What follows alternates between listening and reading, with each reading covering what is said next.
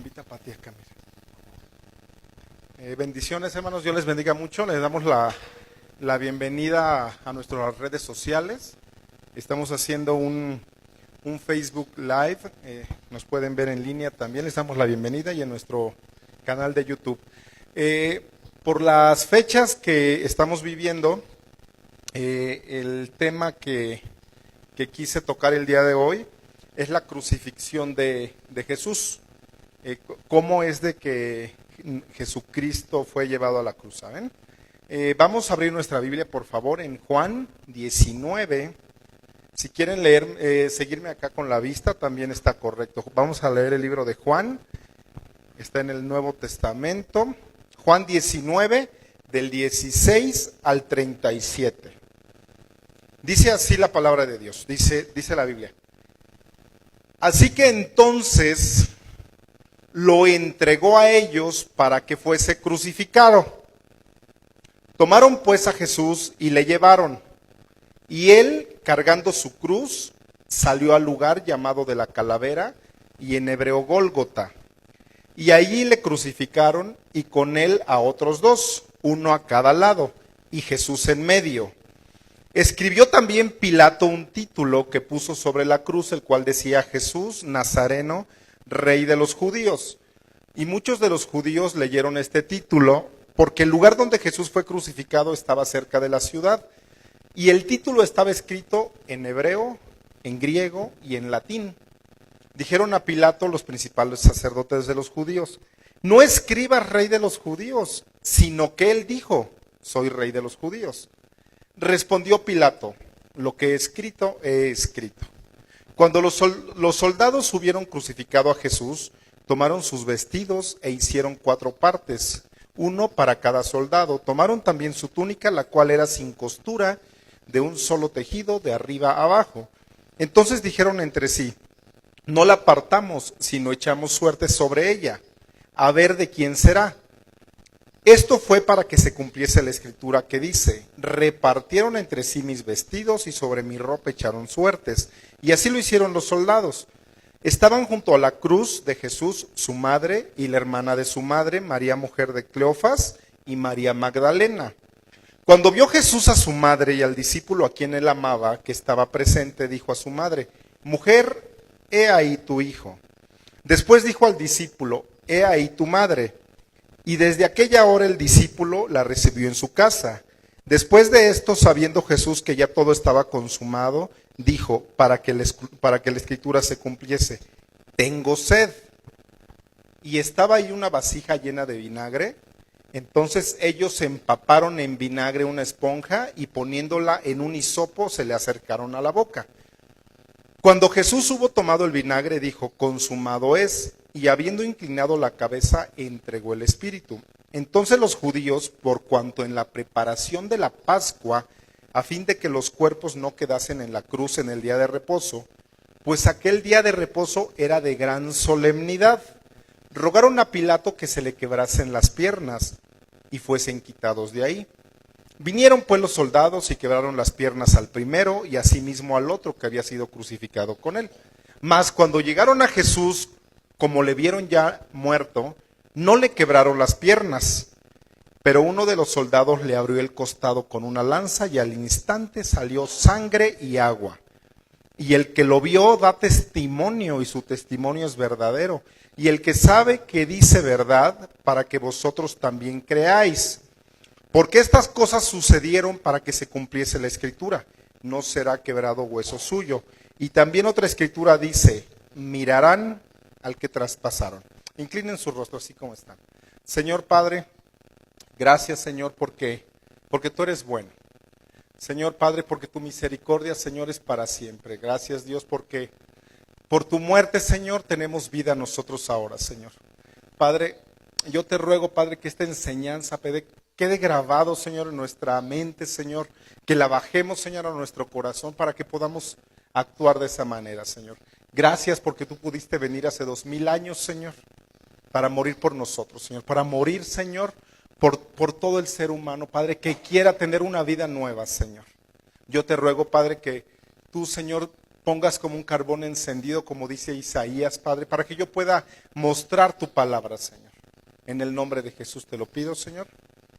Amén. Fíjense que hay mucha gente que usa en sus cuellos o como adornos en su casa cruces. Hay mucha gente que la utiliza de oro, de plata, de madera. Tal vez queremos dar a entender con crucifijos o con la cruz que pertenecemos tal vez a alguna rama cristiana. Queremos que vean la gente, tal vez si nos visita a nuestra casa, que tenemos una cruz o que yo traigo cargando una cruz o algo de que me identifico con Jesucristo. Pero hace 2000 años, cualquier gente que se hubiera atrevido a usar una cruz, ya sea en su cuello o como adorno en su casa, la hubieran tachado como una persona loca o la hubieran tachado como fanática. La cruz en los tiempos de Jesucristo era un símbolo de humillación, era un símbolo de desprecio, era un símbolo de vergüenza la cruz en ese tiempo. Dice la Biblia que el Señor Jesucristo, que no tuvo lugar siquiera donde poder poner o recostar su cabeza. Dice la palabra que la cruz para el Hijo de Dios fue el último lugar donde Él estuvo, donde Él murió. Fue acostado en esa cruz, fue levantado en esa cruz para ser exhibido, pero no ser exhibido como Pilato lo estaba escribiendo en una forma sarcástica, sino para ser exhibido y que su muerte fuera vista como un criminal, en medio de otros dos criminales, uno que tenía a la derecha y otro a la izquierda. En esa cruz que en ese momento ya pues estaba manchada con su sangre, como fue lastimado él, ahí es donde el mismo Jesucristo le pide perdón a su Padre para los hombres que lo habían crucificado. Para esos hombres que tal vez se merecían un castigo, Él pide perdón. Le dice, Padre, perdónalos. Sabes que no saben lo que están haciendo. Ellos estaban haciendo un espectáculo público de un sufrimiento de una persona santa, de una persona sin mancha. En esa cruz, Jesucristo, vemos que no pide por venganza para sus enemigos. Nunca pidió por venganza. Él pidió que tuviera misericordia de ellos, que tuviera amor hacia ellos, perdón, misericordia. En la cruz, en esa cruz ahora, hoy en día todos los seres humanos, ahora tenemos la oportunidad o recibimos esa oportunidad para que tú y yo podamos ser reconciliados con nuestro Padre nuevamente. Y ¿sabes qué? A través de la muerte de Jesucristo es cuando tenemos esa reconciliación con Dios, a través de la muerte de Jesucristo.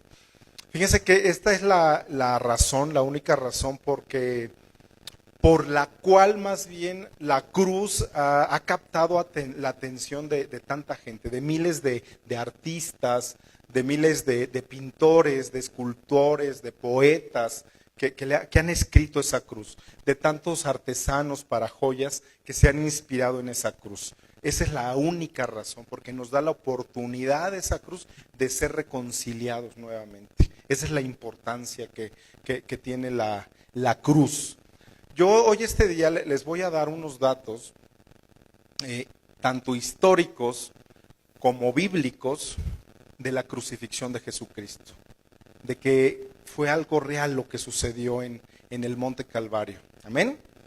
Fíjense que mucha gente tiene la impresión Todavía en este 2019 la gente tiene la impresión de que Jesucristo fue una víctima de las circunstancias, porque no pudo evitar la muerte de la cruz, y que su misión que él tenía y que su misión que él trajo aquí a la tierra al haber muerto en esa cruz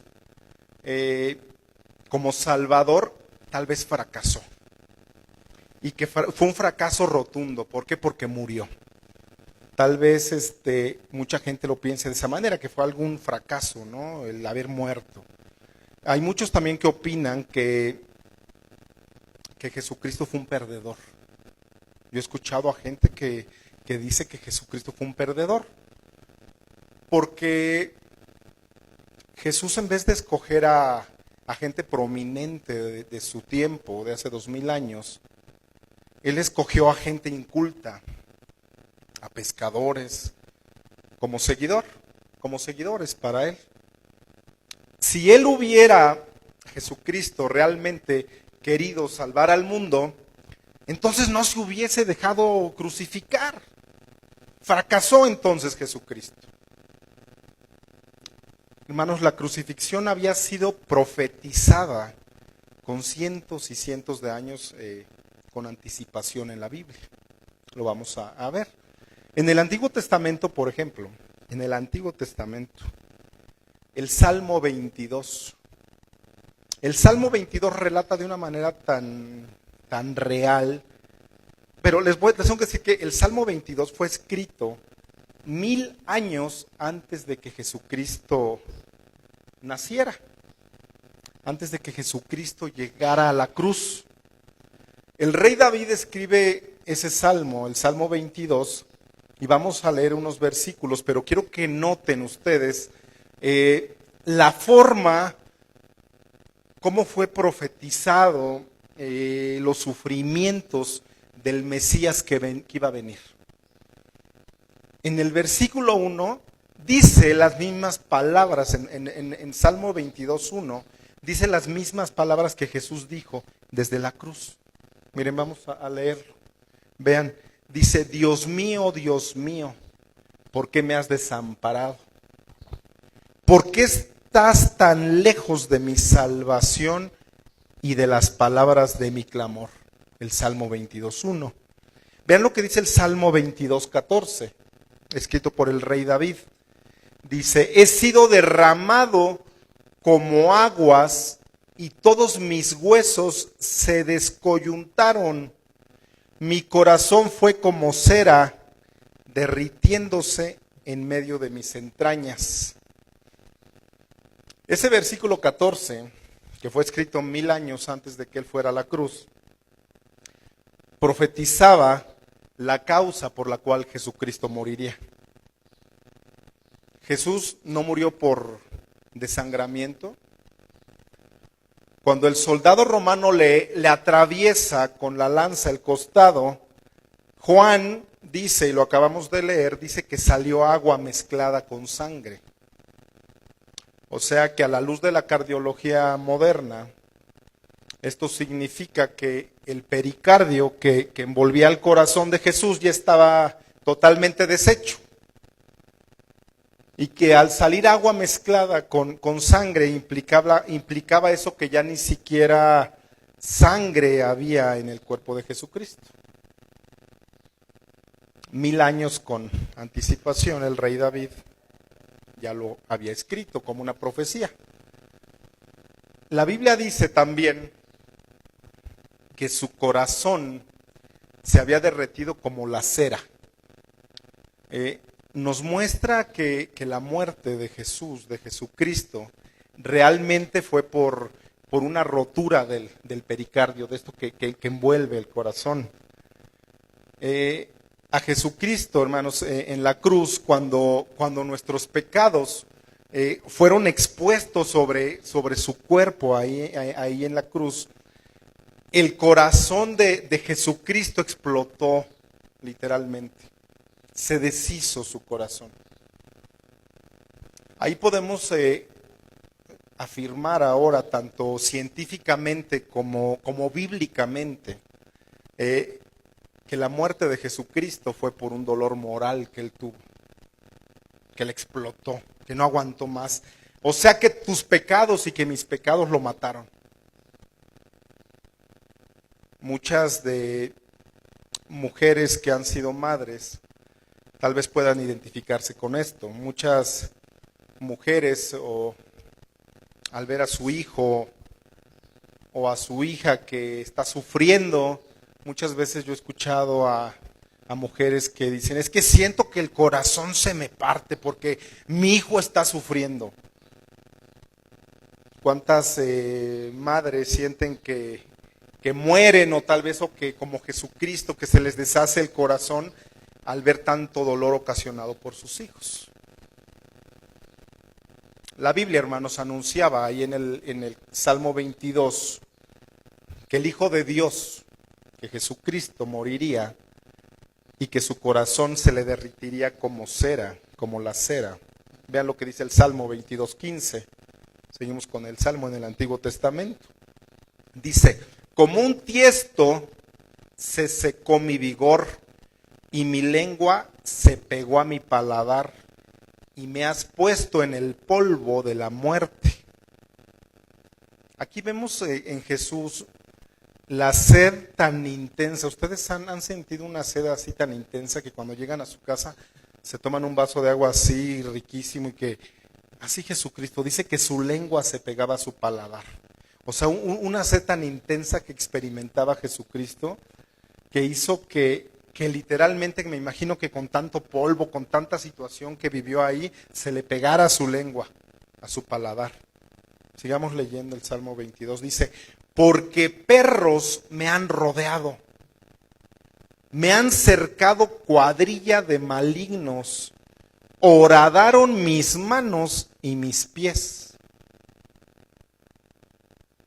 Aquí se narra en este Salmo 22:16, y está profetizando el rey David la horadación de pies y manos de Jesucristo. Horadar, hermanos, significa agujerear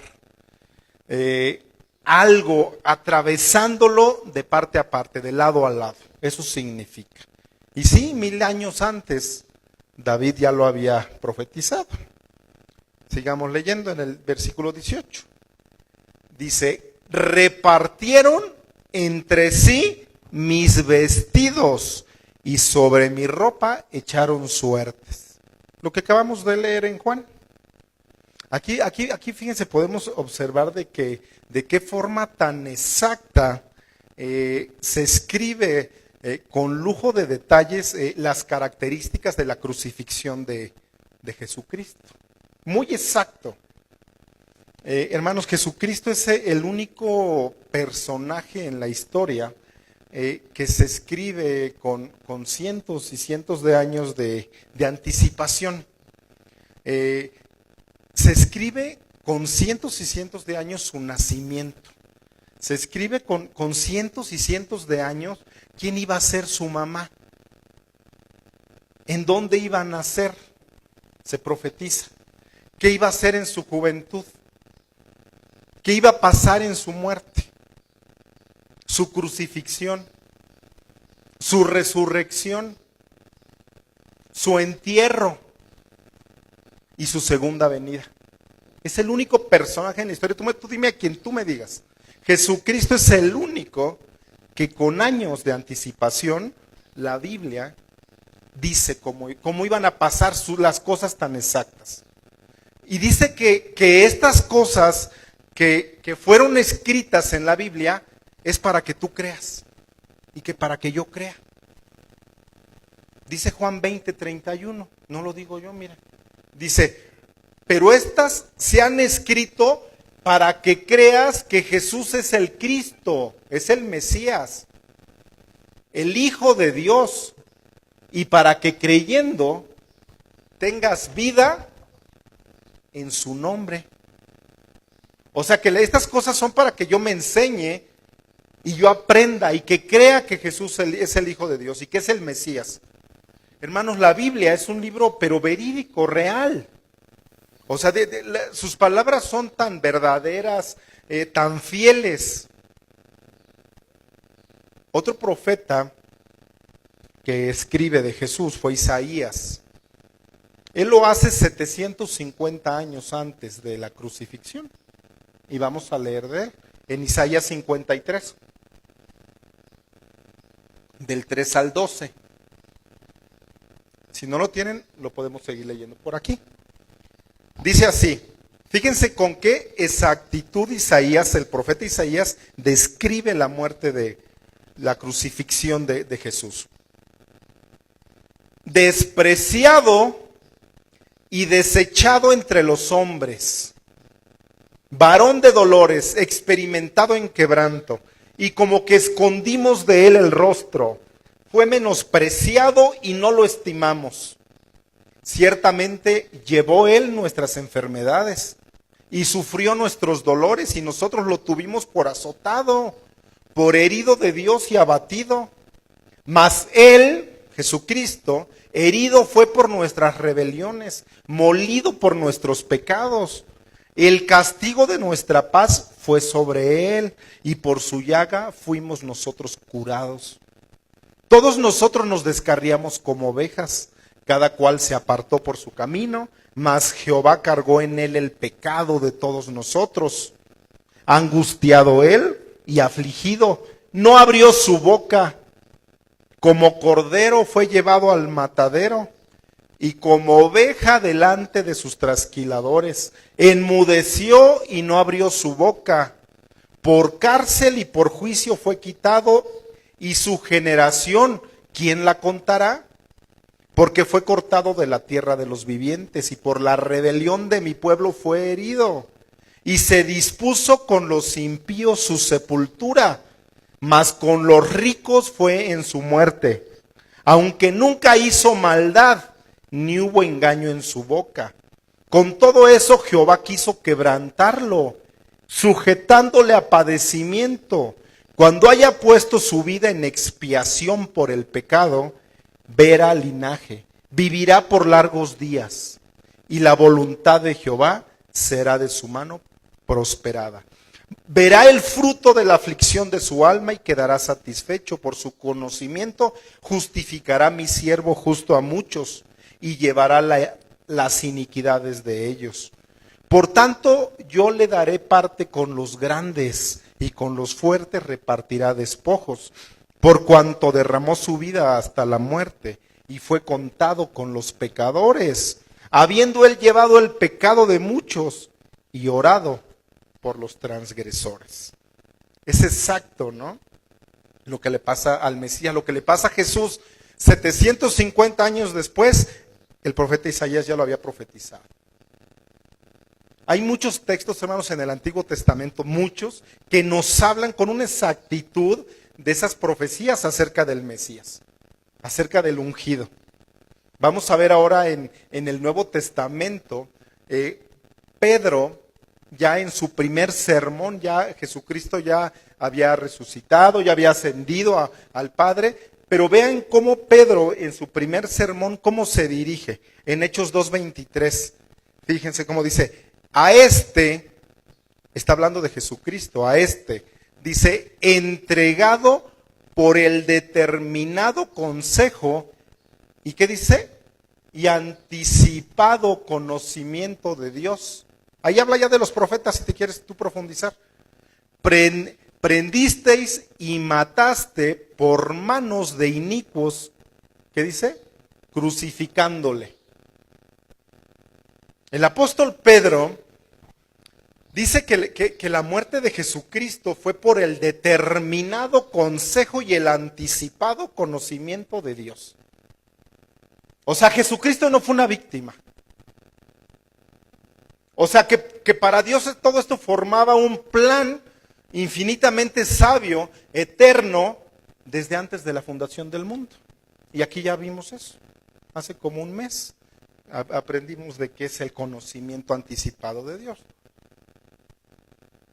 Jesús no fue una víctima. Él fue parte de un plan sabio de nuestro Dios. ¿Y sabes desde cuándo? Desde antes de la fundación del mundo. Cuando se reunió y dijo, ¿sabes qué? vamos a hacer esto, va a suceder aquello, van a vivir tales personas, donde tú y yo ya estábamos en la mente de nuestro Dios, de que íbamos a existir. Desde entonces, vean lo que dice Hechos 3, 17 y 18. Mas ahora, hermanos, sé que por ignorancia lo habéis hecho, como también vuestros gobernantes. Está hablando de la muerte de Jesús. Sé que por ignorancia lo habéis hecho, como también vuestros gobernantes. Pero Dios ha cumplido así lo que había antes anunciado por boca de todos sus profetas, que su Cristo, su Mesías, había de padecer. Se los acabo de leer. David, Isaías. Y aquí lo está repitiendo Pedro.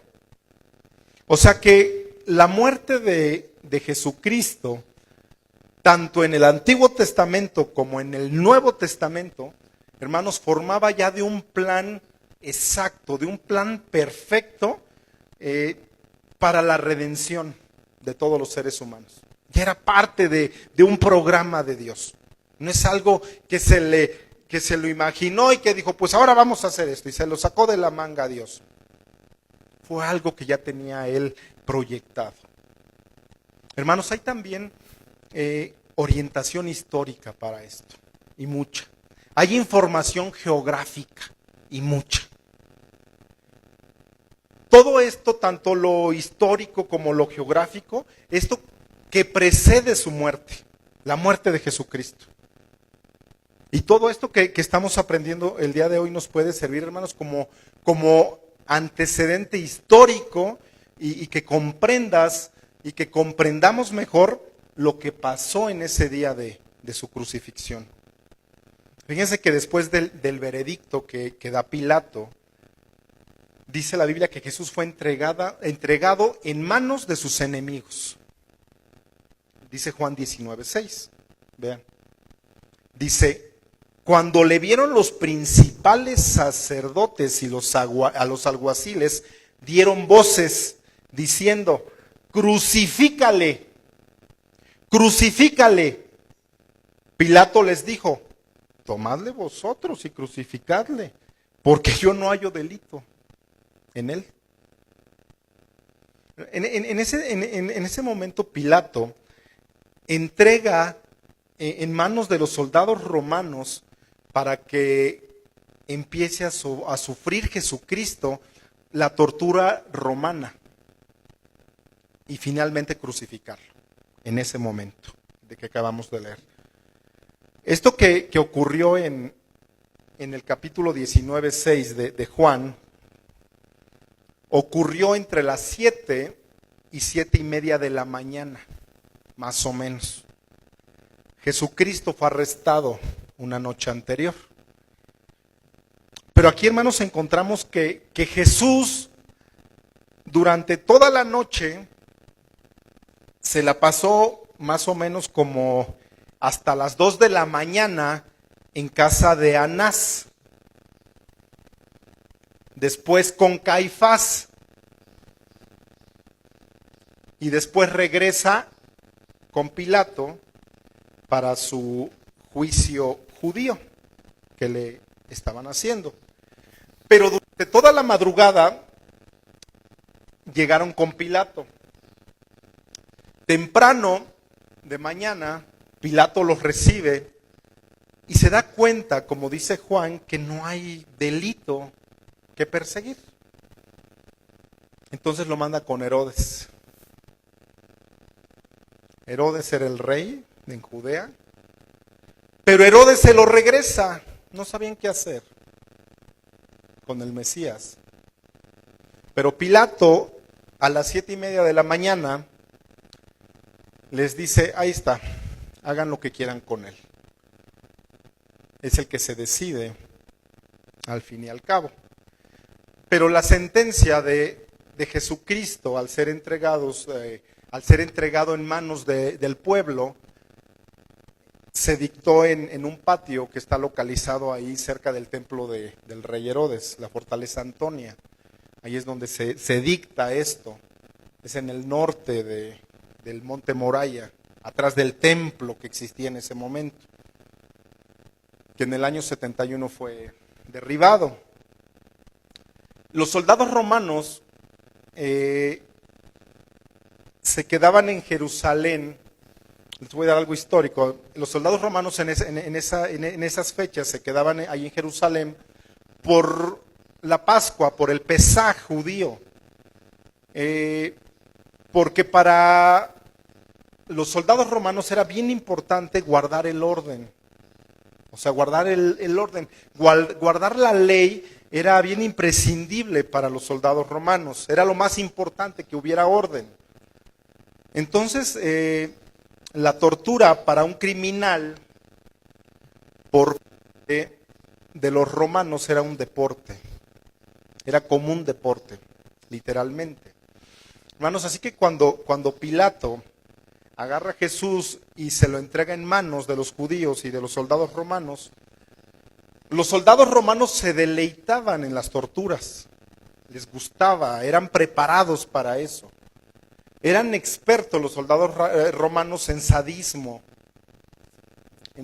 de los golpes que le daban a los criminales, una forma de desquitarse, era algo que ellos llevaban en la sangre. Vamos a estudiar 6 pasos del sufrimiento de Jesucristo que llevó rumbo a la cruz. Dice Juan 19:1, primeramente, dice: así que entonces tomó Pilato a Jesús y le azotó. Fíjense, pongan atención, era innecesario azotar a Jesús, era innecesario, porque Jesús estaba entregado al sol. Pero Pilato lo hizo. En tiempos de Jesús, hace 2000 años, había 2 clases de azotes. 2 clases de azotes. Los azotes romanos, los cuales no tenían ninguna medida. La mayor parte de las veces era con su látigo. El látigo de los romanos, en el latín, viene de la palabra flagellus. De ahí viene la palabra flagelo. Era un látigo hecho de cuero, pero tenía en sus puntas plomo y tenía huesos, pedazos de huesos, aproximadamente más o menos de 3 a 4 metros de largo. Tenemos otra imagen también. Más o menos así es como quedaban las espaldas. ¿Lo puedes regresar para ver el látigo?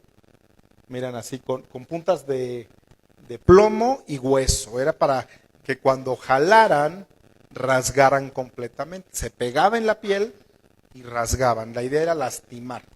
Gracias. Los látigos romanos, hermanos, cuando pegaban, se enredaban en el pecho y en la espalda de la víctima. Cuando las puntas del hueso y del plomo jalaban y desgarraban la piel, todos los tejidos subcutáneos así de la espalda, lo jalaban y lo levantaban. Por eso los fabricaban de esa forma.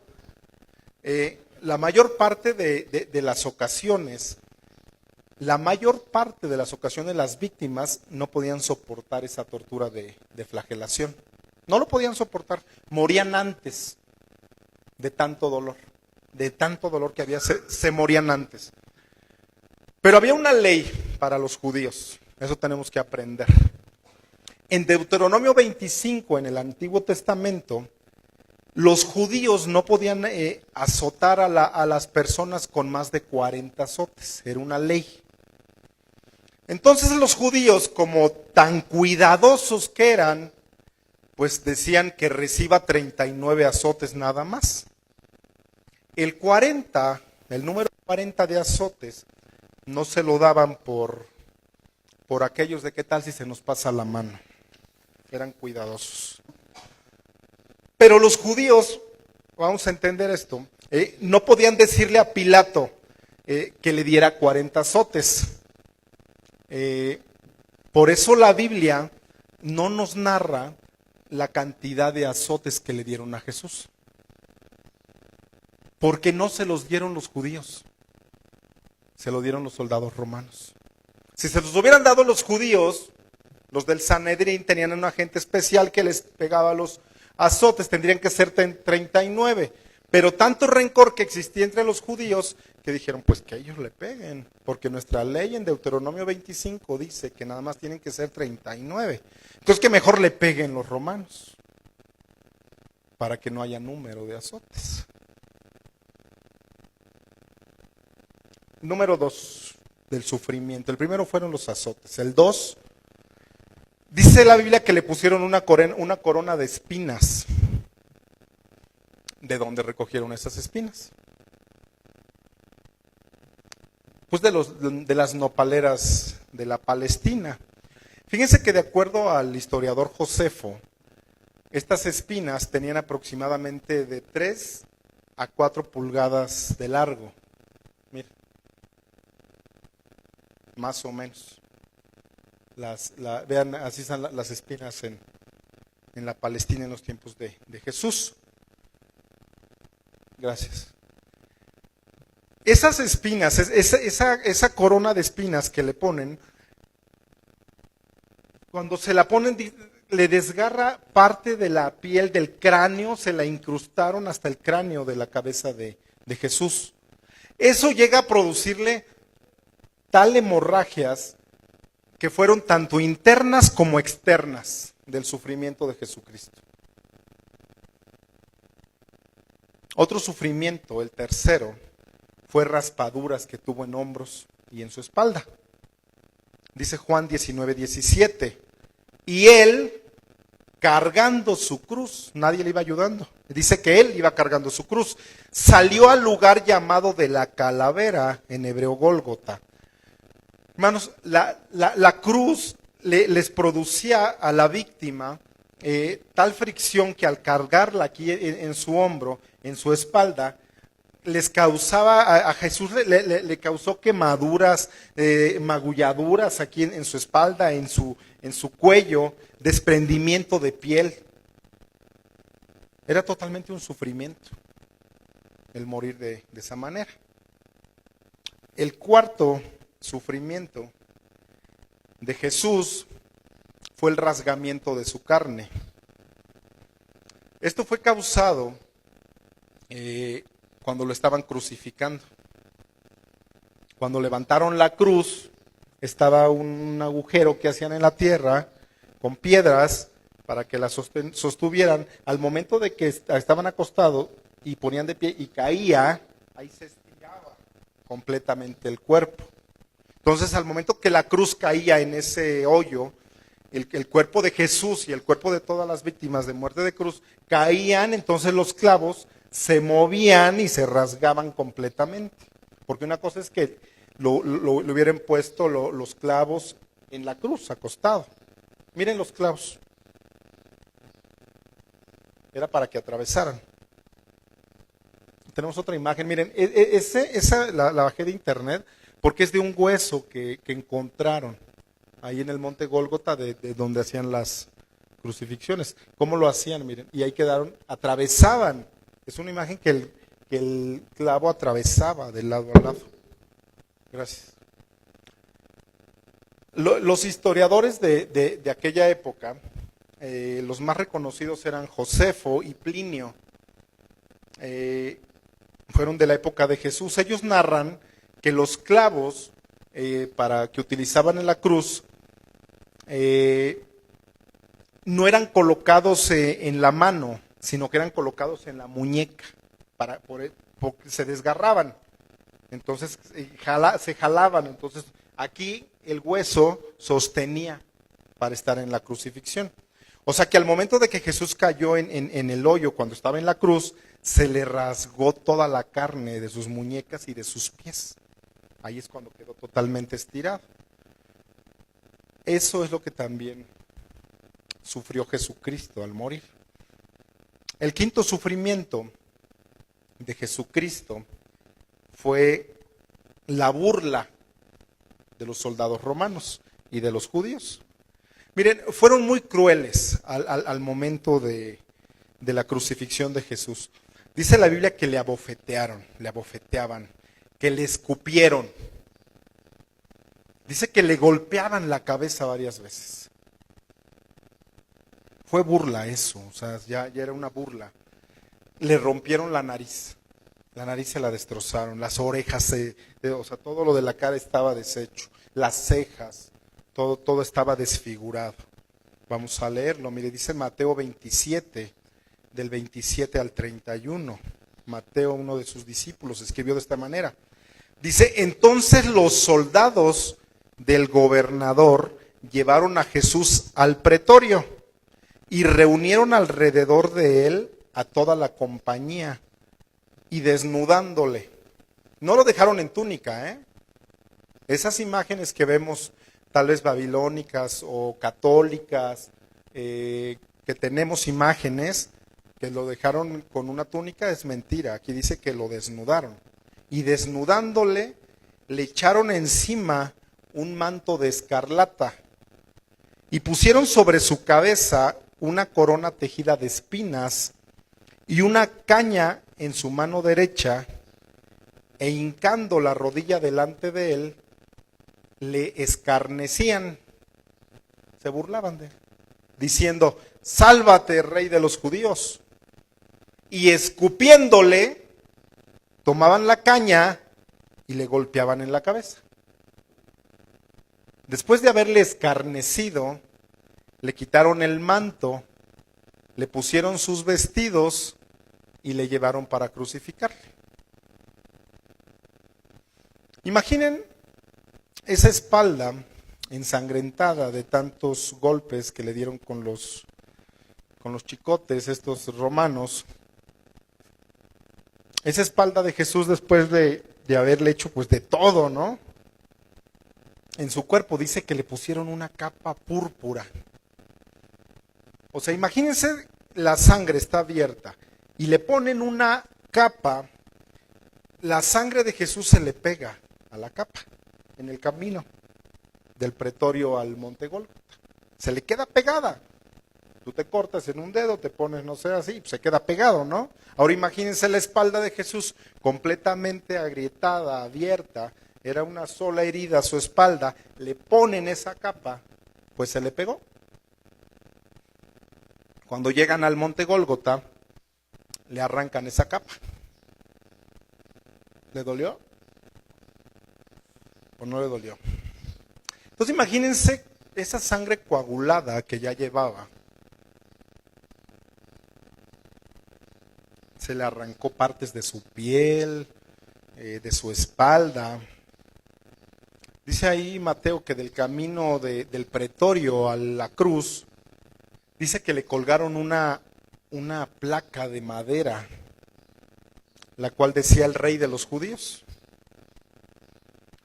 Imagínense esta placa cuando se la cuelgan aquí en el cuello, también se la desprenden llegando allá arriba al monte, pues lo que le quedaba de piel y todo eso, pues se le arrancó otra vez del cuello, porque dice que fue puesta alrededor después fue puesta arriba en la cruz, pero antes la llevaba aquí en el cuello.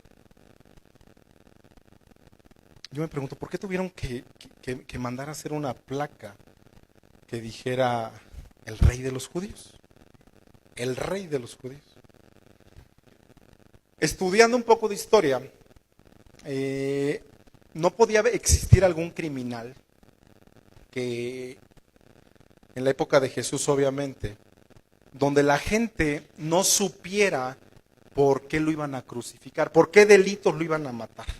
O sea, qué es lo que había cometido. Entonces tenían que informarle al pueblo, porque moría. Como Pilato no encontró ningún delito en contra de Jesús, le mandó poner en griego, en latín y en hebreo, Jesús, rey de los judíos. Los fariseos se enojaron, pegaron el primer grito.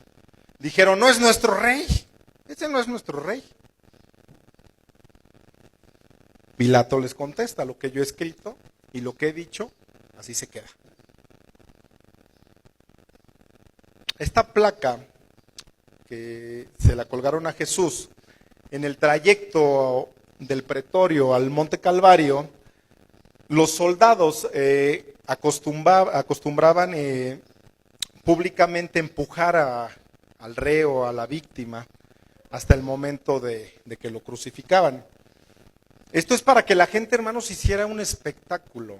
O sea, era algo que la gente les gustaba. Por eso vemos que soltaban a leones, a fieras, a la gente. Porque les gustaba ese morbo, ese espectáculo. Yo me imagino ahí a Jesucristo cargando la cruz, esa placa colgada, su corona de espinas, su espalda deshecha. Dice la palabra que se cayó varias veces en el trayecto, ¿verdad?, al monte Calvario, se cayó varias veces. Pues no era sencillo todo lo que iba cargando, todo lo que estaba sufriendo. Entonces dice la Biblia que fue necesario por tanta pérdida de sangre que tuvo, por la debilidad que había. Dice que un hombre de Cirene, hermanos, es una ciudad que está al norte de África. Dice que ese señor de Cirene, de ahí de África, se llamaba Simón. Dice que se acerca y que quería ayudarle a cargar esa cruz al maestro. Simón o Simeón el Níger, era nigeriano. En Marcos dice que era padre de Alejandro y de Rufo. En Marcos dice eso. Dice que después ellos se hicieron misioneros, los hijos del que ayudó a cargar esa cruz, que se hicieron misioneros. Entonces, ¿por qué hago mención de ellos? Porque si el hecho de que se mencionen sus nombres en la Biblia, eso a mí me sugiere, porque he estudiado la Biblia, de que fueron personajes relevantes en el cristianismo primitivo. O sea que por cargar la cruz él también tuvo un cambio en su vida y sus hijos fueron los que también repercutió en su vida, en el cristianismo primitivo. Alejandro y Rufo, hijos de Simeón el Níger. El 6, el sufrimiento número 6 de la muerte de Jesús fue la muerte de cruz. La muerte de cruz, hermanos, era una forma bárbara, salvaje. Era una forma de ejecutar la pena capital a un criminal, a un enemigo del Estado romano. Eso era la muerte de cruz. El castigo de la crucifixión tuvo su origen en Persia. La muerte de cruz es una de las muertes más lentas, dolorosas, la que más sofoca a la víctima. Colgaban a sus víctimas con los clavos en las manos, en los pies, se sofocaban por la sed que sentían, el hambre, el calor. Son unos calores de 44 grados centígrados, más o menos el calor que hacen en Jerusalén. Las víctimas eran acostadas, ya se los platiqué hace rato, les clavaban, ya acostados primeramente les clavaban una mano, después la otra, juntaban sus pies y les atravesaba los dos pies con un clavo, ya los vimos los clavos. Era el doble de tamaño que se usaba con las manos, el que se utilizaba en los pies. Cuando se levantaba la cruz, pues se lastimaban mucho más, ¿no? Se desgarraban con los clavos las manos, las muñecas, los pies, y impedía todo eso la respiración normal. Tenían que respirar al revés, la víctima ya colgada. Normalmente, hermanos, los soldados romanos eran expertos en estas ejecuciones. Les tenían que romper las piernas para apresurarles la muerte. Les rompían las rodillas a los crucificados para acelerar, que no sufrieran tanto. Era una forma, vamos a llamarle, eran algo misericordiosos los romanos, para que murieran más rápido. ¿Qué pasaba cuando le rompían las piernas? El diafragma era oprimido. El cuerpo entonces del crucificado ya no podía ser sostenido. En ese momento la muerte venía por asfixia, porque las piernas las tenían un poco encogidas por la fuerza, una vez rompiéndoselas, pues todo quedaba flojo. Entonces morían por asfixia. Los soldados romanos, al acercarse a la cruz de Jesús, el centurión se da cuenta que Jesús ya estaba muerto. Entonces, él tenía que asegurarse, el soldado romano, de que ya estaba muerta la víctima. ¿Saben por qué? Porque iba en contra de su vida de él. Tenían que asegurarse de que sí había muerto. Si un soldado dejaba vivo a la víctima después de ser crucificado, el costo era con su propia vida. El soldado romano se aseguró, pero para asegurarse aún más, dice que agarró la lanza y que le atravesó el costado. Cuando le atraviesa la lanza en su costado, ahí es cuando le atraviesa el pericardio. Es cuando Juan escribe que vio salir agua y sangre de su costado. Hermanos, en la cruz Jesucristo sufrió vértigos, mareos, dolores, hambre, sed, calambres, insomnio, fiebre, vergüenza y mucha mortificación. ¿Saben por qué? Porque abajo de esa cruz había gente que él les había hecho milagros en vida. Y gente le estaba señalando que lo crucificaron. Pero principalmente todo eso, hermanos, lo hizo por ti y lo hizo por mí. Esa muerte, ese sufrimiento. Dice Isaías, despreciado y desechado de entre los hombres, varón de dolores. Como que escondimos de él el rostro, dice Isaías. Menospreciado y no le estimamos. O sea, hay muy cierto el profeta Isaías, bien cierto. O sea, dice que molido fue por nuestros pecados, desechado, o sea, por nuestros dolores. Hermanos, ¿y sabes que la Biblia dice en Hebreos que ese castigo lo merecías tú y que lo merecía yo? Eso dice Hebreos. Por nuestros pecados. Pero la Biblia dice que de tal manera amó Dios al mundo que nos dio a su Hijo, a su único Hijo, unigénito. Dice que para que cualquiera que en Él crea, que no se pierda. Y dice que nos ofrece la vida eterna. Dios no tenía 2 o 3 hijos. Dice que su unigénito, el único que tenía. Yo considero que si después de aprender esto, de ver esto, de lo que Jesucristo hizo tal vez un día por ti y lo hizo por mí, si lo despreciamos, los que me ven por internet, tantos seguidores que tenemos en las redes sociales, que si lo desechas, que si rechazas todo aquello que Dios hizo en la cruz por tus pecados, por los míos, dice la Biblia que una vez que tú ya sabes esto, que ya no queda más remisión por los pecados. Dice que al revés, que sino que te queda una horrenda expectación de juicio. Y dice que algún día va a llegar. Algunos le llaman el infierno también en otras versiones. La Biblia dice que Dios muestra su amor con nosotros, que siendo aún pecadores, Cristo murió por nosotros. Hermanos, la crucifixión de Jesucristo fue llevado a cabo para que con su muerte del Hijo de Dios satisfaciera las justas demandas de la ley de Dios. Imagínense. O sea, Dios había dicho que el alma que peque, que esa alma morirá. En el Nuevo Testamento dice, ¿no? Dice que la paga del pecado es la muerte. Pero dice, más el regalo de Dios es vida eterna en el Mesías, en Jesucristo, en el Cristo. O sea, la muerte de Jesucristo, hermanos, satisface la santidad, la justicia, la ira de Dios. Todo lo que hemos estudiado aquí. O sea que Jesús toma sobre su cuerpo mi perdición, mi pecado, mi infierno, tu juicio, mi juicio, y se lo lleva a la cruz. Y lo más grande es que ahora Dios me dice, y Dios te dice, mi Hijo Jesucristo ya pagó, ¿verdad? Ya murió en tu lugar. Pues más ahora yo ya te puedo perdonar.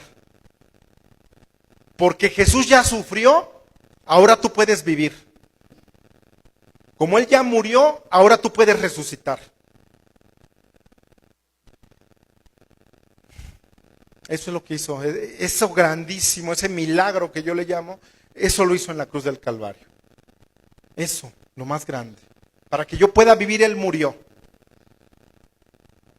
Vamos a ver cómo fue el entierro de Jesucristo.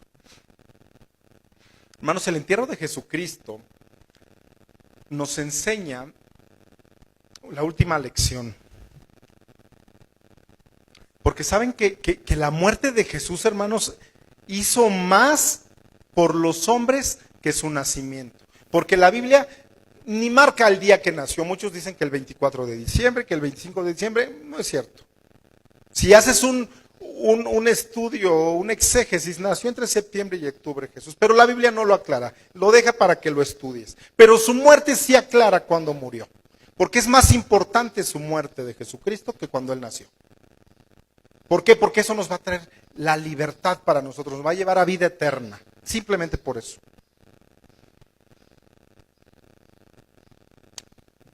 Después de que Jesús fue crucificado, ¿se imaginan a los discípulos?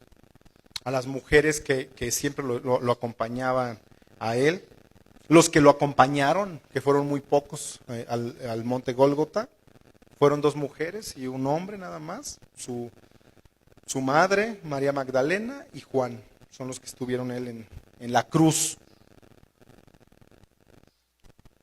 Que digan, y pues ahora ¿dónde lo enterramos? Pues ya se acabó todo, ¿no? ¿Qué vamos a hacer con el cuerpo? Así se preguntaron, ¿qué hacemos ahora? No tenemos dónde enterrarlo. Fue tan rápido todo lo que sucedió que ni se habían preocupado, hermanos, para buscarle un lugar donde poderlo enterrar. Jesús no podía ser enterrado en casa de sus amigos, ni con dinero de sus seguidores, porque la mayoría de sus seguidores, algunos eran pobres, gente rica que aportaba, pero pues no habían previsto dónde poderlo enterrar. Pero Dios le había previsto el entierro del Mesías, y lo encontramos en la Biblia.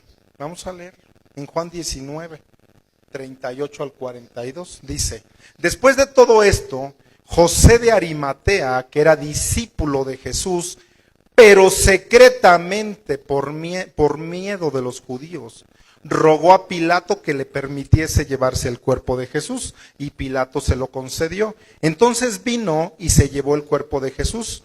También Nicodemo, el que antes había visitado a Jesús de noche, vino trayendo una compuesta de mirra y de aloes como 100 libras.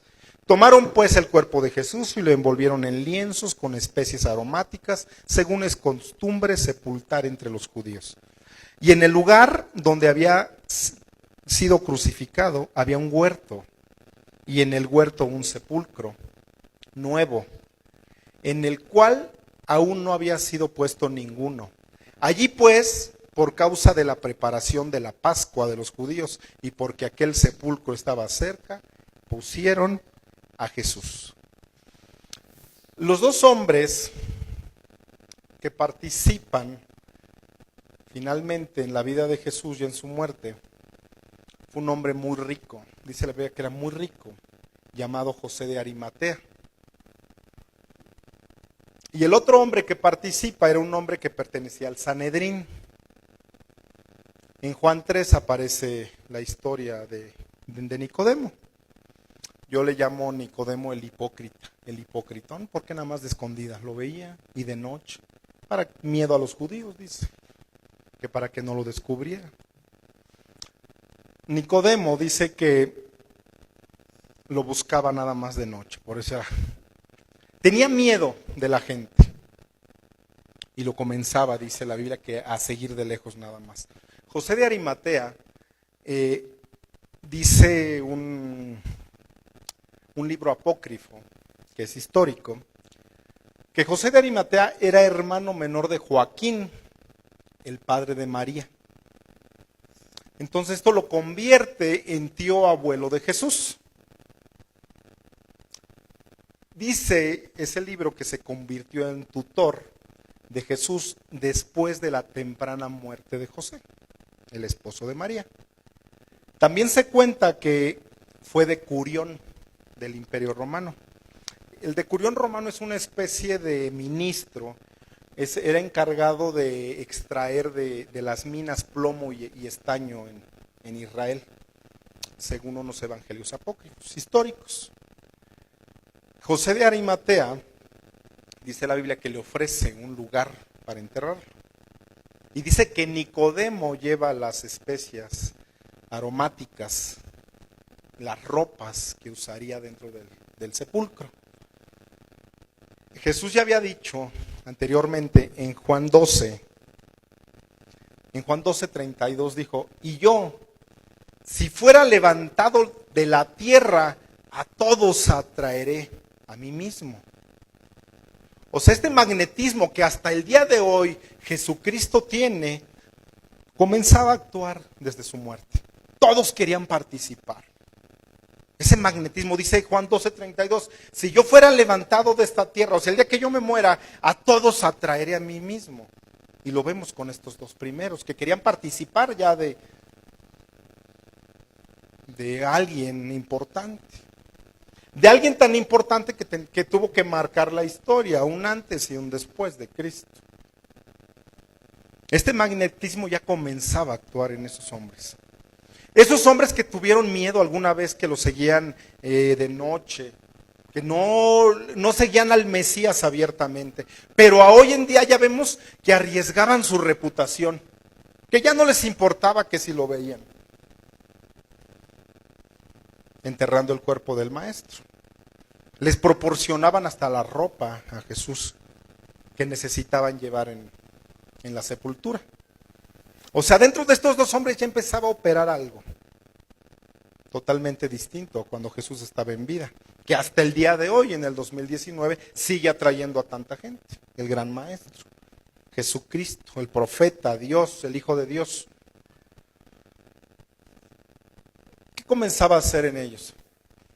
Que cuando tú conoces de Dios empieza a suceder. Te empieza a desaparecer el miedo, te empieza a desaparecer esa cobardía, la duda, el ocultamiento, el qué dirán. Ese efecto tiene Jesucristo. O sea, la muerte de Jesús ya estaba, ya obraba en estos hombres. Lo que en su vida Jesucristo no pudo lograr, su conversión, su muerte lo pudo lograr. Por eso digo que tan importante fue la muerte de Jesucristo. Su conversión, ya no le importaba que lo vieran los del Sanedrín.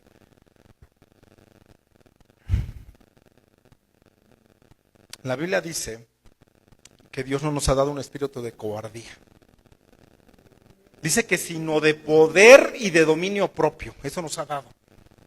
O sea, tenemos ese poder otorgado, hermanos, de parte de Jesús, ahora mediante el Espíritu Santo que nos ha dejado. Y ¿sabes qué? Para que seamos testigos de esta historia de Jesús, que es una historia de amor y que es contada ahí en la Biblia. Para mí la Biblia es algo de autoridad, no sé para ustedes. Entonces yo le creo.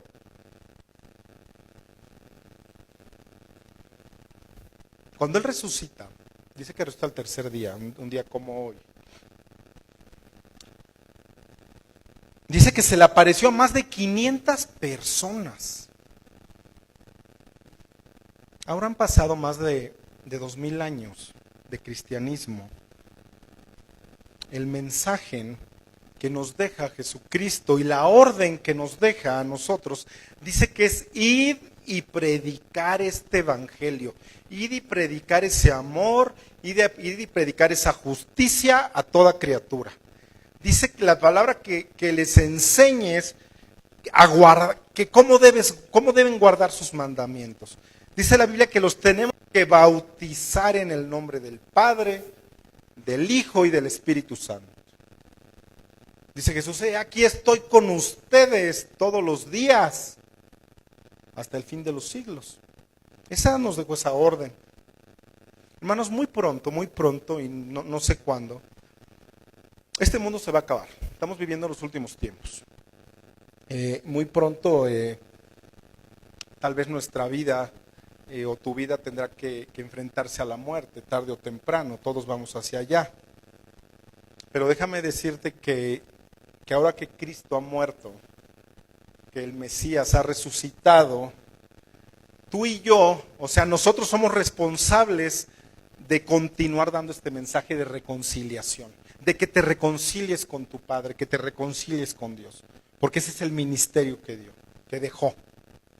O sea, que Dios a través de Jesucristo, de su Hijo, ya no va a tomar en cuenta tus pecados y nos deja el ministerio de la reconciliación. Y lo hemos estudiado aquí muchas veces.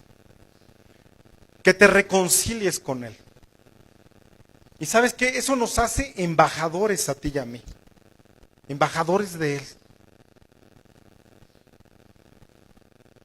Eso nos pide Dios. A los que estamos aquí presentes, a los que me escuchan a través de la red. O sea, que nos reconciliemos con nuestro Dios, con nuestro Padre. O sea, que hagamos la paz con Dios, que no estemos enemistados con Él, que estemos tranquilos con Él. Para cuando entonces llegue esa muerte, yo esté tranquilo, que no pase nada.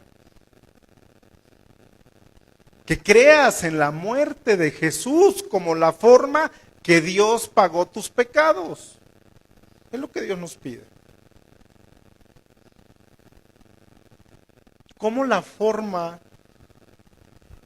en que tu vida puede cambiar de rumbo?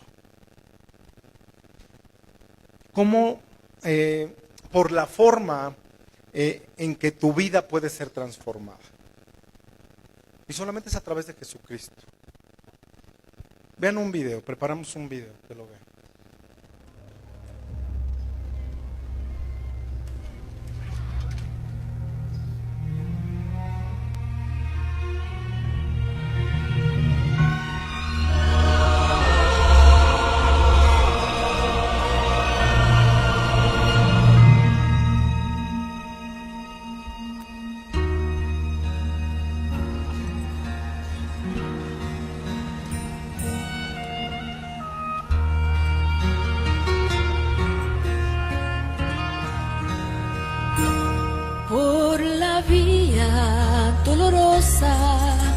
Un día en Jerusalén, los soldados abrían paso a Jesús,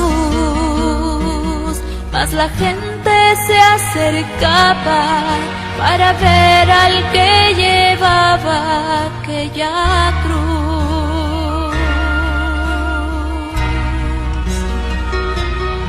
Le sangraban las heridas que por mí Jesús sufrió, las espinas desgarrábanle su sien,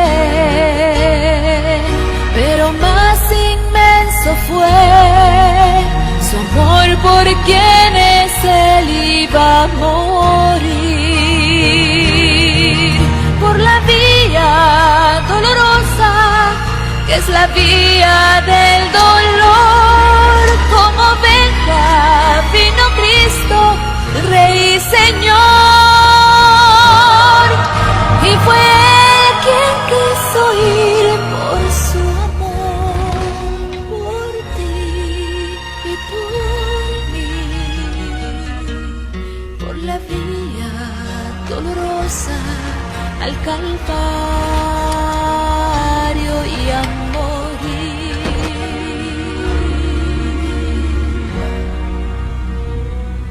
Cargando su cruz a cuesta, mi Señor Jesús subió a la cumbre del Calvario con valor. Mas la gente se acercaba para ver al que llevaba aquella cruz, por la vía dolorosa que es la vía del dolor. Como oveja vino Cristo, Rey y Señor, y fue Él quien quiso ir por su amor.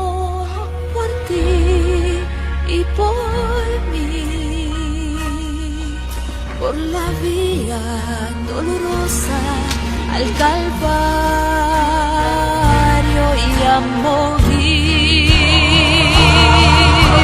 Su sangre vertió con profundo amor por salvar al mundo de condenación.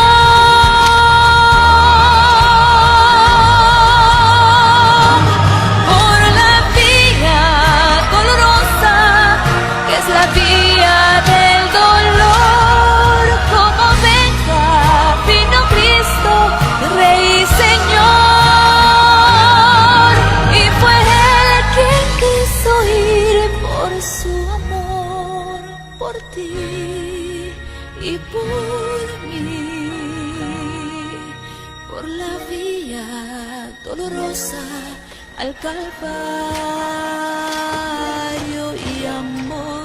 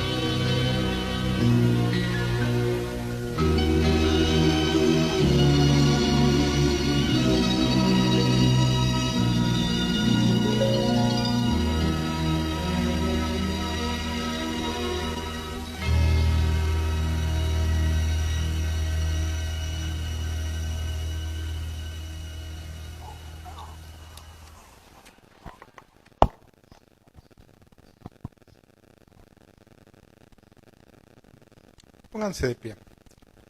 Vamos a orar. Así como están, inclinen su rostro. Vamos a orar y pedirle al Señor que nos bendiga. Señor, gracias, Padre. Gracias, Dios, por los sufrimientos, Padre, de Jesús, Dios. Gracias, Señor.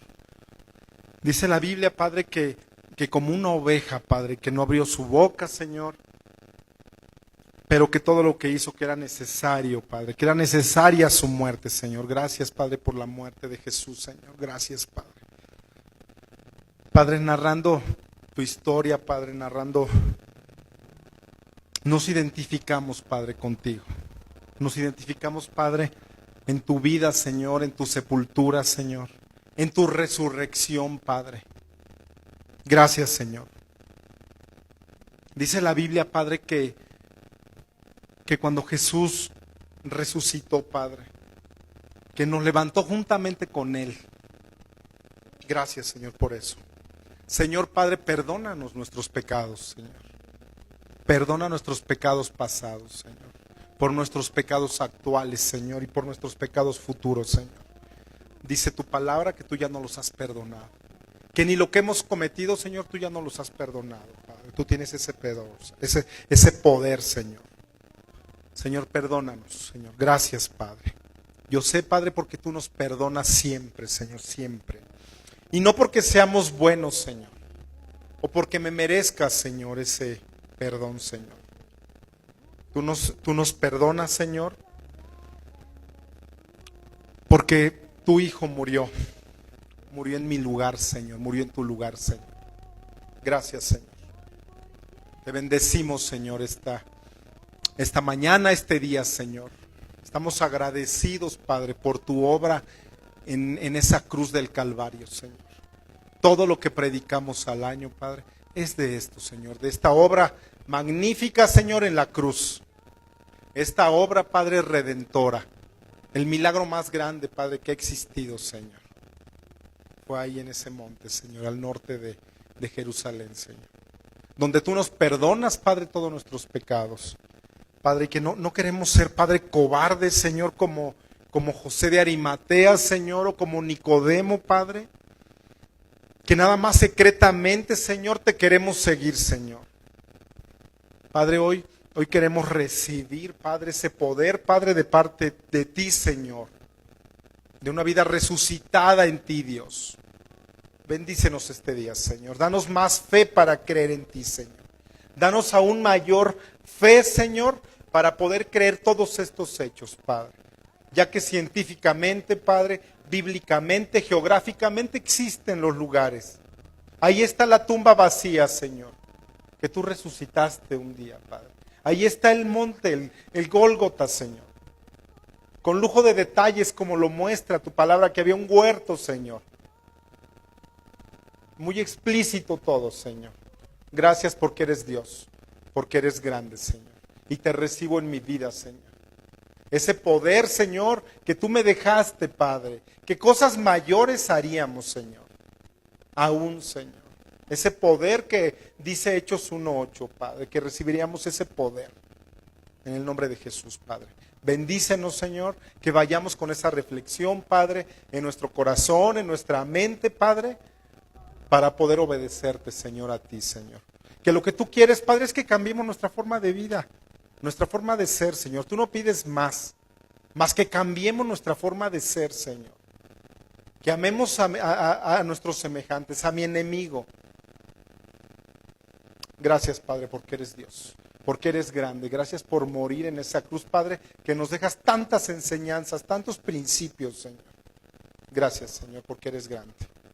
Pon un coro para alabar al Señor. Vamos a cantarle al Señor para despedirnos en este